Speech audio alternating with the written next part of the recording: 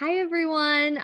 Thank you so much for tuning in. We're really blessed to have you here in this space. As you know, the last couple of days have been pretty turbulent. We all heard about SCOTUS's decision a few days ago that significantly limits abortion rights and reproductive rights for a lot of women and other people who might get pregnant. It really limits their rights to healthcare and to accessing important needs. And so I'm here today to introduce you to Karen Mulhauser, who is truly legendary in the field of gender equity advocacy. She has been an integral member of our UNA Women team. She was the past chair of the UNA USA National Council. So through all her work, even in UNA National Capital area and at the national level with UNA USA, she's brought so much of her background and experience to our advocacy. And we're really blessed to have her here to give us a little bit more information about the implications of SCOTUS's decision. And then afterwards, we'll kind of dive into a few things that we can do as UNA USA members to continue advocating for gender equality, Global Goals 5. So Karen, really blessed to have you here with us. It's a pleasure, Himaja, and I'm glad that you invited me to talk about issues that I care deeply about. Thank you, Karen. And I kind of wanted to start off with just kind of a history of Roe v. Wade. And so I was wondering if you could give us a brief history of Roe v. Wade and its significance for abortion and comprehensive reproductive rights. Well, a history of Roe v. Wade. Before Roe v. Wade,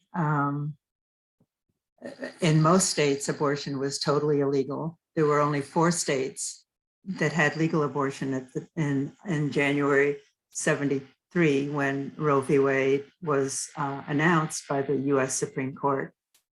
So in most states, women and girls who had unintended pregnancies would have to travel to either another country or to one of those 4 states, or find an illegal abortionist if they couldn't afford to travel. So it was a pretty terrible time, and it had been terrible. I mean, abortion is nothing new.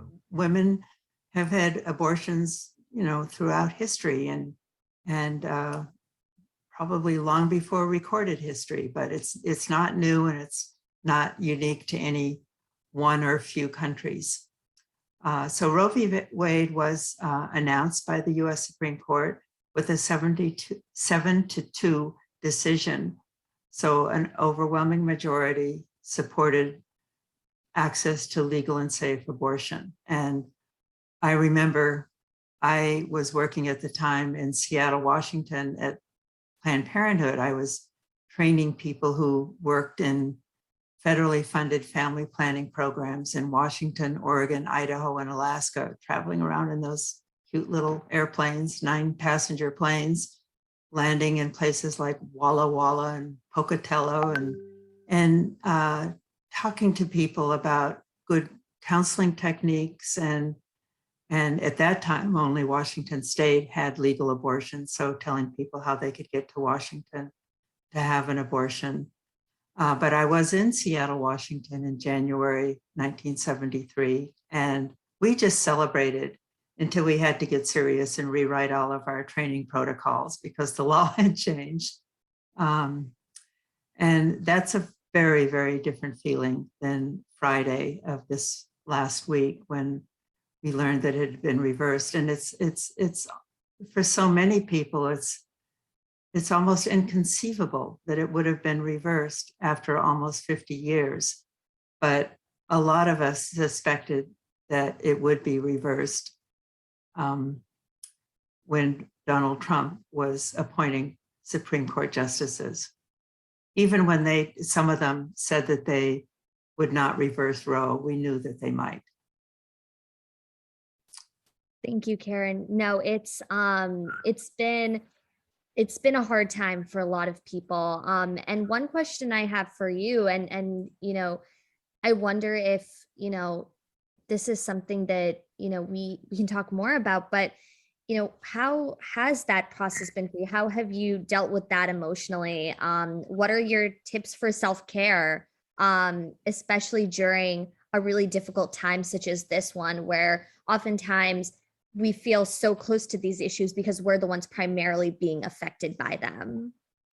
Right. Well, on the very personal level, fortunately, I can't get pregnant again. So, so it doesn't affect me personally, but I do think that for women and girls for whom this is more of an immediate personal reality, talking about it is helpful. I think, talking with friends, with family, with other UNA members is therapeutic.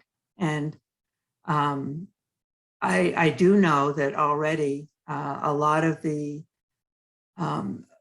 organizations that support abortion rights, and not just those that are limited to that issue, but other progressive organizations in general, are making plans for raising money to help women and girls travel to states where it will continue to be legal. And there are also going to, a number of the underground and illegal abortions are going to probably return. There will be, but some of the states are passing laws. But what the recent Supreme Court decision did is said that it's up to the states. And that's going to continue to be the case unless and until the federal government passes national legislation. And Congress could do that. Congress could now pass legislation that would essentially return the principles of Roe v. Wade. But also, if elections reverse that, that Congress could also make it in federal legislation to be illegal to have abortion anywhere. And there are some states that are making it illegal to even help somebody find an abortion, and will pay up to $10,000 if you out somebody who is seeking an abortion in another state, or helping somebody get an illegal abortion within a state. So it's an extremely troubling time, but a lot of good people are thinking about what we can do to help the women and girls and their families through this difficult time. And it does remind me a lot of what it was like before Roe. I have a friend, Heather Booth, who, when she was in college, and there was an HBO film made about this, she and some of her friends, she had been asked to help somebody get an abortion. And when word got out that she knew somebody who would provide illegal abortions, others contacted her. And it just got to the point where, you maybe don't remember this, Himaja, but we used to have phone booths, telephones. And so the phone booth in her college dorm, people were told to just call and ask for Jane, and everyone in that dorm floor knew that asking for Jane meant that somebody needed information about where to find an illegal abortion. So that kind of thing is going to happen again. There's an abortion pill that's now available early enough in pregnancy that will bring on a miscarriage. And so it's plausibly not going to be as dangerous as it used to be. And before Roe, as many as 1 million women would die from illegal or self-induced abortions. So I suspect it won't get that bad, but it could get close to it. Thank you, Karen. That was actually something I wanted to touch upon because I've lived in a world where I've only known Roe to be the law of the land. I haven't lived in a time pre-Roe. And so that's something I wanted to ask you about, was what was your own personal experience before the legendary Roe v. Wade decision, and how did this inspire your later advocacy through NARAL, Mulhauser and Associates, your UNA USA work? Would love to learn about your personal story. Well, I'm happy and unhappy to tell it. And Himaja, I don't think there are any women of childbearing age who lived in a time when abortion was not legal. So it's been almost 50 years. So it's going to be a great change in our society unless we do what we can to reverse this. And we can talk about that later, but my own personal experience, when I was just a little younger than you and I was in college, I had a diaphragm. I was sexually active in the last couple of years of college, but my diaphragm didn't work and I became pregnant. And not knowing what to do or where to turn, and I didn't turn to anyone. All these years later, I know I could have gone to my parents. They were very understanding parents. They were both scientists. They told all 5 of their children where babies come from and told their daughters early on, you don't have to get pregnant if you don't want to. But I was ashamed, embarrassed, and I did something that a lot of women did back then. I self-induced. I brought on a miscarriage using a knitting needle. Silly me. But I was desperate.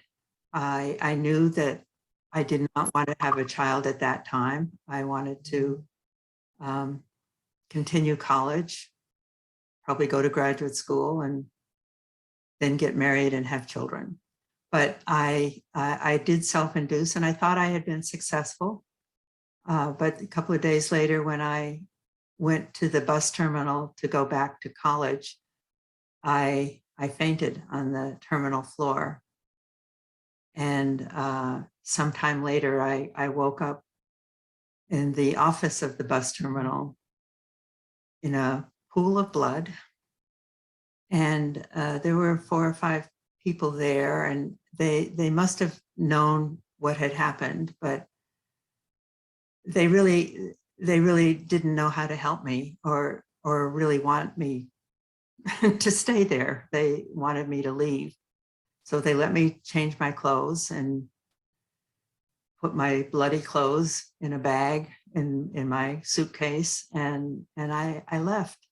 And I was okay getting back to college. But I did see a doctor when I got back to college just to make sure that I didn't have an infection. And I'm here today to talk about it. So I was ultimately successful, but I hope that women and girls don't do that again, don't have to do that again. But I guess, that I was 22 or 21 years old, that influenced who I am today, obviously. And I have never questioned anyone who has an unintended pregnancy as to what her choices, what her options would be, because I knew that I made a choice. And I'm obviously glad that I'm here to be able to talk about it.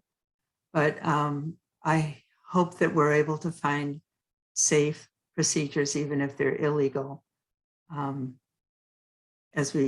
the years going forward. I did, after graduation, I taught high school and junior high sciences, and the students came to me with questions about sexuality. This was in 67, 68, 69, and so I talked with them. The progressive school wouldn't let me give a sex education course, but I was able to. They said if I relieved the dorm parents on weekends, I could talk with the girls. So that was one message to me, that we need to do more to help people understand about sexuality and about pregnancy options. I volunteered then in a pregnancy counseling service in Boston, where I would talk with up to a dozen girls and women a day. And I volunteered every day to help them through their decision with an unplanned pregnancy. If they decided that they wanted an abortion, and if they could afford it, we put them on chartered flights to London where it was legal. If they could not afford it, we referred them to the clergy counseling service, which was an underground service of priests and ministers and rabbis who visited illegal abortionists so they knew which ones were safe, and they would make illegal referrals. Pretty amazing.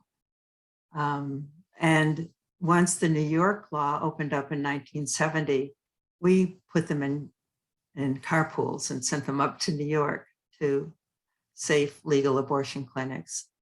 So that again was part of my own education and my contribution. Then we moved to Seattle, where I trained doctors, nurses, counselors. And then I had a 2-year-old child by then. I actually, when I wanted to have a pregnancy, my first wanted pregnancy, I delivered 3 months early, and she did not survive. And that just sort of reinforced my commitment to choice, to choose one option or another. And I was denied the option to have a child. My second wanted pregnancy, I delivered 2 months early, and my son lived in a plastic box for a month. And now at 6'5" and 51 years old, he's fine. But again, my commitment to choice was reinforced by that. When we moved to Washington, D.C., I got a job working with NARAL, the national, at that time, I went to a board meeting where they changed their name from the National Association for the Repeal of Abortion Laws, because in the fall of '73, they didn't want to repeal Roe v. Wade, to the National Abortion Rights Action League. And I was hired to open a Washington office for NARAL. And then the next year they moved the national office to DC, and asked me to be the executive director. So on a very steep learning curve, I ran the national organization, started chapters all over the country, expanded the budget and the membership 20-fold, and learned a lot about, continued to learn about the issue, but also about management and organizing. And in my final years at NARAL, we started a political action committee because it was beginning to come clear that this was going to be a political issue. And our mantra at that time was, if it doesn't bring workers to campaigns and voters to the polls, just don't do it! Exclamation point. So now my mantra, it's a fewer words, but it's, if we don't like the policymakers, if we don't like the policies, we have to change the policymakers. And so most of what I'm doing for the next 4 months until the November 22 elections is working to mobilize voters, using this issue of the freedom to make a choice to have an abortion. And there are an awful lot of issues that I care about, but I think your generation, Himaja, and others whose entire lives have been with legal abortion, I think that they can be, and you can maybe help me figure out how to mobilize young people to register and vote, because we can make a change. Since the laws are now going to be written at the state level, and at least half of the states are going to make it illegal, and the rest will make it legal to some extent. We could change those state laws if we change the governors and the state legislators. And so I'm in the process of doing the research to find which are the battleground states where it makes the most sense for us to put our most attention to mobilizing voters. So I would love to talk with you and your colleagues and other young professionals in UNA, USA about how we can do that. For any young people watching this, please be ambassadors for voting and help people get to the polls, because you're 100% right. I think that, our ability to vote and rally other people in voting is truly our best way in this midterm election to really protect our rights at the state level, which are becoming all the more important as we see with these recent decisions. So thank you. Well, and Himaja, your appeal to young people, my appeal is to former young people too. We all need to turn out and register and get our friends and neighbors and colleagues to vote. Absolutely. It's definitely a responsibility for everyone, and really appreciate that timely reminder as the phone's going on in the background for me. For my last question, I wanted to ask you about what you think we can do to continue our fight for gender equity. Many people, either whether you're a UNA Women member or part of UNA USA or not, a lot of us do care about gender equity, and we recognize it as one of the ways that we need to really fulfill everyone's human rights and dignity. So my question for you is, what can we do? Well, in addition to what I just said about registering and voting and checking to see all of the candidates' positions, not just on abortion rights, but on all gender equity issues, education, fair pay, and so forth. But there is, people watching this may know that the Equal Rights Amendment has enough state votes. It should be an amendment to our Constitution, but Congress hasn't taken action on that yet. So that's another thing we can work for. And all of us in the UNA or most of us are aware of the Women's Treaty, which is called CEDAW because it's easier to say than the UN Convention on the Elimination of All Forms of Discrimination Against Women. But we all know it as CEDAW. And the US is one of the 6 nations in the world, only 6, that hasn't gone on record supporting gender equity. So we can hope that maybe one day, it would probably have to be after another election or two, the US Senate would ratify CEDAW. But in the meantime, cities and counties and even states are passing legislation that would incorporate the principles of CEDAW. CEDAW was passed by the UN General Assembly in 1979, and President Carter, remember him, signed it the year later, but it has never been ratified. And here in Washington, DC, later this week, on June 30th, there's a hearing in the DC Council on legislation that already has sponsorship by more than half of the council members. So it's very likely to pass when it comes for a vote. Then we will join dozens of other cities that have passed legislation in an organization called Cities for CEDAW, which lists these organizations and gives some guidance on how to do it in your own communities. So, and there is language in the CEDAW, the UN treaty, that talks about maternity and pregnancy being something that should be considered when we're considering equal rights. So even access to abortion is included in CEDAW, although it doesn't use that word. Thank you. That is hopefully what is soon to be a major historical win for DC, and a huge a huge advance in the Cities for CEDA movement. As we wrap up today, just want to remind people that we at UNA Women have been doing a lot of Cities for CEDA stuff. We'll be hosting a town hall soon. So if anyone is interested in learning more about Cities for CEDA, please reach out. We will be hosting a town hall, which we always try to preface with a bit of a primer on the Cities for CEDA movement. So you don't have to be an expert. It's really just a joint event of advocates who are passionate about localizing gender equality efforts in local towns, states, cities, to make sure that we are kind of sparking a national movement around this. So thank you, Karen.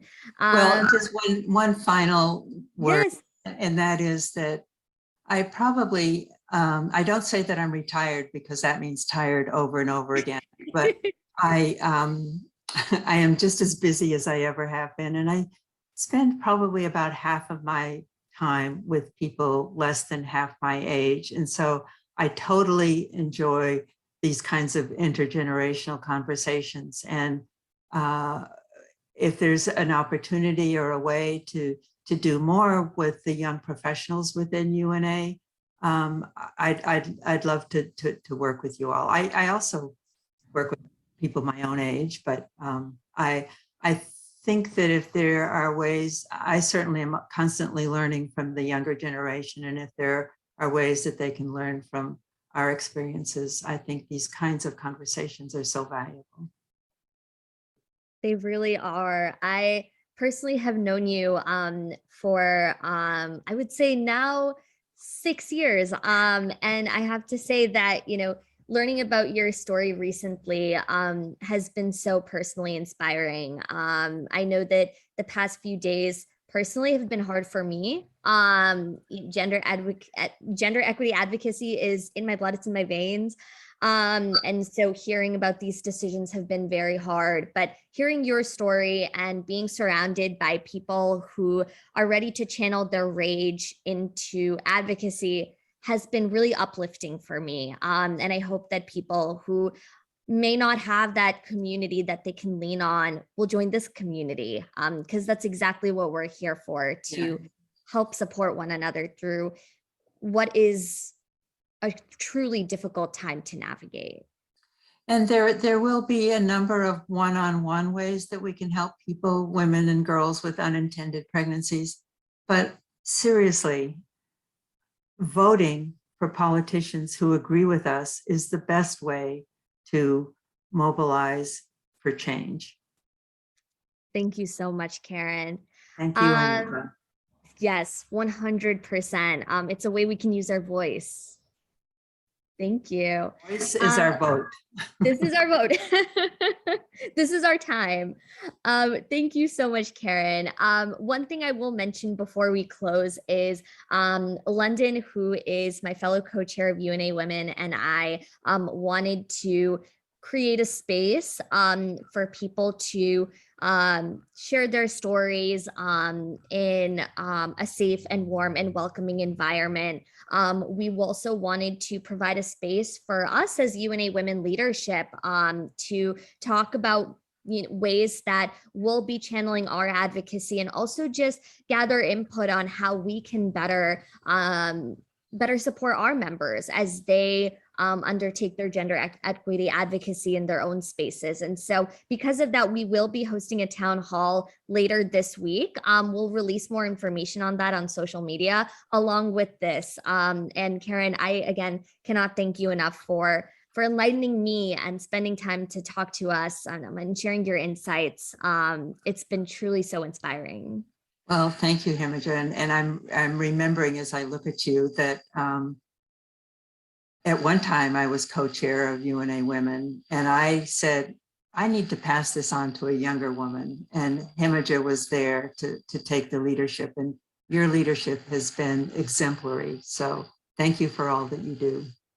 Oh, thank you, Karen. Really, truly with your support and with everyone's support. And really excited to continue the work that we do at UNA Women, because I mean, the time right now is just, it's so important that we continue our work, and our work is so valuable. And that's why we do it. So just really, really grateful for everything you've done. And we'll continue it. We'll keep Ditto. doing it.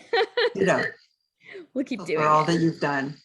Bye-bye. Thank you, Karen. Thank you everyone for watching.